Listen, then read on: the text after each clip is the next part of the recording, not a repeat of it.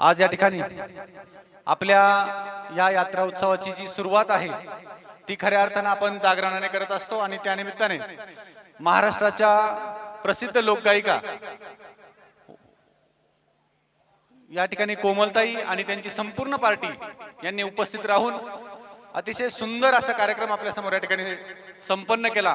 ताई, मला अभिमानाने सांगावं वाटतं की या आतापर्यंतच्या झालेल्या कार्यक्रमांमध्ये महिला वर्गाचा इतका सक्रिय ताई आणि इतक्या मोठ्या संख्येने सहभाग गावामध्ये पहिल्यांदाच झालाय, त्यामुळं याचं सगळं श्रेय हे तुम्हाला जातं। धन्यवाद। आणि म्हणून यात्रा कमिटीच्या वतीनं मी तुमचे मनापासून आभार व्यक्त करतो आणि खऱ्या अर्थानं या वर्षाच्या यात्रेची सुरुवात यापेक्षा अजून काही चांगली होऊ शकली नसते असं मला या ठिकाणी वाटतं।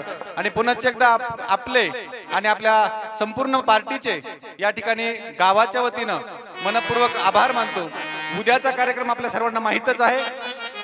या ठिकाणी दादरचे आपले नेहमीचे बिनबायकांचा तमाशा आपल्याला या ठिकाणी उद्या याच ठिकाणी बघायला मिळणार आहे, तरी सर्वांनी यायचं आहे। तत्पूर्वी ही भैरवी या ठिकाणी होणार आहे। पुन्हा एकदा ताई, तुमच्या पार्टीला आमच्या सर्व ग्रामस्थांच्या वतीनं शुभेच्छा देतो आणि आई जगदंबेकडे प्रार्थना करतो की तुमची खूप अशी भरभराट आणि प्रसिद्धी या गावाच्या निमित्ताने, या यात्रेच्या निमित्ताने व्हावी अशी या ठिकाणी तिच्या चरणी प्रार्थना करतो आणि पुन्हा एकदा शुभेच्छा देऊन थांबतो। धन्यवाद।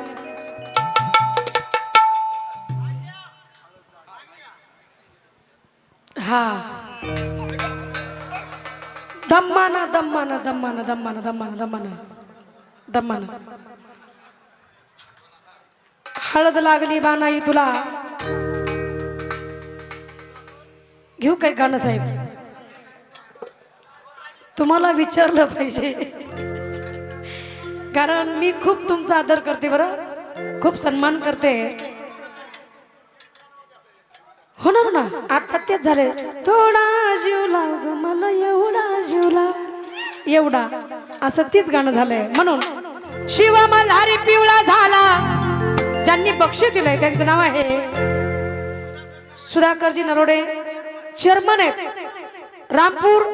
बक्षीस पण तसं दिलंय। या गावचे जावाई 500 रुपयाचं बक्षीस आहे। मनपूर्वक आभार। शिव मल्हारी पिवळा झाला, हळद लागली, हळद लागली बाण